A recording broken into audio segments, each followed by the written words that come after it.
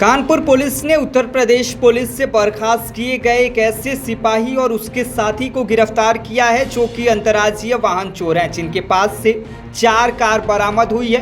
एक प्रेस वार्ता करते हुए डीसीपी पूर्वी स्वर कुमार सिंह ने बताया कि एसीपी कैंट अंजलि विश्वकर्मा के नेतृत्व में जाजमऊ पुलिस ने 2 शातिर वाहन चोर परवेज अहमद और समीउल्लाह खान को गिरफ्तार किया है, जो कि अलग अलग राज्यों में वाहन चोरी करने का कार्य करते थे। डीसीपी ने बताया कि इनमें से एक आरोपी परवेज को 2015 में उत्तर प्रदेश पुलिस की सेवा से बर्खास्त कर दिया गया था, जिसके बाद से इसने यूट्यूब देखकर चोरी की घटना को अंजाम देना शुरू किया। इसके पास से पुलिस ने 4 कार, कैश रुपए, चाबी मास्टर व चोरी करने में की गई उपकरण भी बरामद किए हैं। देखिए, जाजमऊ पुलिस ने एक बहुत ही अच्छा केस वर्कआउट किया है, व्हीकल थेफ्ट का है। और इसमें हमारी एसीपी कैंट जो अंजलि जी हैं, इन्होंने इसको पूरी टीम को लीड किया था। और जो पुलिस कमिश्नर सर का जो हर घर कैमरा और एम्बेसडर और ऑपरेशन त्रिनेत्र का जो है, उसने इसमें काफ़ी लीड और काफ़ी मदद मिली। घटना यह है कि हमारे यहाँ पूरे शहर में भी व्हीकल चोरी हो रही थी, 4 व्हीलर, और ये हर 15, 20 दिन, 25 दिन पे एक व्हीकल चोरी हो रही थी। और उसको लेकर के जो हमारे यहाँ चोरियाँ हुई, उसको लेकर के हमारी एसीपी जो अंजलि हैं, इन्होंने उसको एनालिसिस किया। और जब 25-26 दिन बीता तो इनको ये हुआ कि अगली चोरी फिर होने वाली है, और अगली चोरी हुई भी। और उसमें जाजमऊ से इनोवा गाड़ी गई वहाँ से। तो ये लोग उस पूरे को लगे कि भाई इस केस को वर्कआउट किया जाए, क्योंकि हर 20 से 25 दिन के बीच में ये चीज़ रिपीट हो रही है। इन्होंने कैमरे को देखा, बाकी चीज़ों को देखा, और देखने के बाद इन्होंने जो चूँकि वहाँ पे वो अपना चेहरा ढक के आता था, बाकी चीज़ आती थी, आपने फ़ोटो में भी देखा है, तो वो जो है पूरा का पूरा इन्होंने वर्कआउट किया उस चीज़ को कैमरे के माध्यम से। कैमरे देखते चले गए और फिर एक जगह देहात क्षेत्र में, नौबस्ता क्षेत्र में, वो जो है गाड़ी लेकर के गली में जाता है।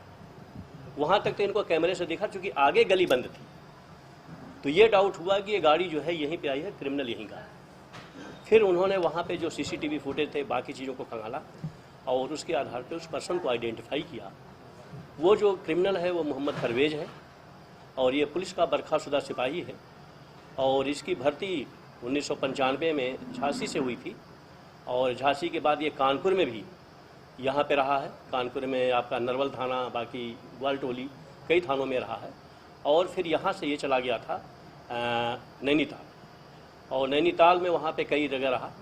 और फिर वहाँ से जब ये 2015-16 में आया है झांसी में, तो इसकी वहाँ से बर्खास्तगी हुई थी। इस पे 20 से ज़्यादा मुकदमे हैं, और नैनीताल में, तल्लीटाल में, बाकी जगह मुकदमे हैं, हमारे यहाँ मुकदमे हैं, बाकी जगह मुकदमे हैं। और जैसा कि आपने मटेरियल देखा, पूरा इसके पास है, स्कैनर है, मॉनिटर है, और चाबियों के लॉकेट है। इसका जो मोडस ऑपरेंडी था, वो मोडस ऑपरेंडी ये था कि जहाँ पे था इसके वहाँ से वेपन्स भी बरामद हुए हैं, पुलिस की वर्दी भी बरामद हुई है, और बाकायदे जो आईडी होती वो बरामद हुई है। और इस आईडी के आधार पे, बाकी चीज़ों के आधार पे जो हम लोगों को पता चला, वहाँ पे लोकल जिनके यहाँ रह रहा था, किरायादार का जो था, उसमें उसने ये बताया कि मैं क्राइम ब्रांच का इंस्पेक्टर या जवान हूँ, और उसके आधार पे वो वहाँ पे एक इम्प्रेशन बना के चलता था। लोग गाड़ियाँ 4 बरामद हुई हैं। बाकी डिटेल हम लोग इसको कर रहे हैं कि बाकी गाड़ियां कहाँ पे कटी है, जिसका गाड़ी क्या देता है। मैंने बताया ना, हमारी जो रेल बाजार की है गाड़ी, जो कनोडिया बंदूक की थी, वो बरामद हुई है। वो डिटेल आपके सामने है, गाड़ियां बाहर लगी हुई हैं, आप देख लीजिएगा। इसके कई मामले थे, वो हम लोग निकाल रहे हैं। जो बेसिक जानकारी मिली है कि वहाँ पे इसने मिसबिहेव किया था, RI से मिसबिहेव किया था, क्योंकि इसका क्रिमिनल बैकग्राउंड था।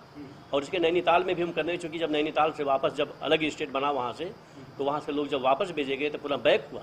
बैक होने के बाद चूँकि वहाँ के मुकदमे थे, तो उस मुकदमे पे इसकी विभागीय कार्रवाई हुई थी, तो उसके आधार पे ये फिर बर्खास्त हुआ। गाड़ी वाड़ी जब चुराता था तो क्या पुलिस की वर्दी पहनता?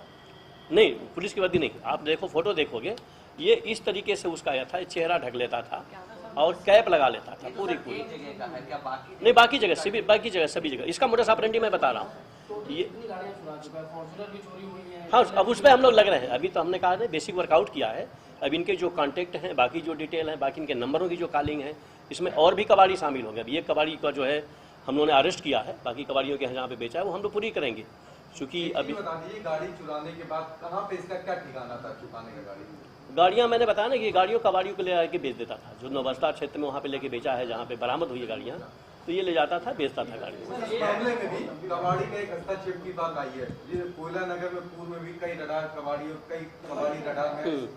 रडार में आने के बाद भी आज तक कबाड़ियों को कोई कार्रवाई नहीं, हमने अरेस्ट किया है ना, मैं बता रहा हूँ ना, मैं गैंगस्टर लगाऊंगा। मैंने हमारे यहाँ जिनकी टीम गई अरेस्ट किए, बाकी भागे हुए हैं, वो सब फर्द में हैं, नेम्ड में। नहीं, बिल्कुल बहुत बड़ी गैंग है भाई, गैंग बहुत बड़ी है और इस गैंग को हम लोग वर्कआउट करेंगे बाकी चीज़ों के आधार पे। इसका मोडस ऑपरेंडी ये था कि ये दिन भर सोता था, रात में सिंगल निकलता था, ये किसी को साथ नहीं लेके जाता था। जो सबसे बड़ा शातिरपना है कि सिंगल निकलता था और जब निकल करके जाता था तो ये गाड़ियों को अपनी गाड़ी जाता था, कभी जब स्कूटी जाता था, कभी जब 4 व्हीलर से जाता था। अब जैसे किसी गली मोहल्ले में गया, गाड़ी को आइडेंटिफाई कर लिया, अब उसके बाद अपनी गाड़ी कहीं दूर खड़ी कर देता था, स्कैनर बाकी चीज़ ले जा करके गाड़ी को ले जाके ठिकाने पर लगाता था, फिर ई रिक्शा करके अपनी गाड़ी लेने के लिए आता था और फिर अपनी गाड़ी लेकर के चला जाता था। ये 25,000 रुपये का मेरे द्वारा इनाम दिया गया है पूरी टीम को। और ये बहुत ही मतलब एक तरीके से डिटेक्टिव क्राइम होता है। एक होता है कि हमने पता कर लिया, एक है कि इसमें मैराथन एक्सरसाइज हुई हमारे एसीपी कैंट के द्वारा और थाना जाज मऊ की पुलिस के द्वारा, और जो सबसे बड़ी हम लोगों के लिए मतलब वरदान साबित हो रही है, जो पुलिस कमिश्नर सर का जो हर घर कैमरा का अभियान है, उस कैमरे ने हमारे लिए बहुत मतलब मदद की। और शायद अगर कैमरा ना होता तो इसको वर्कआउट करने में मुश्किल होती।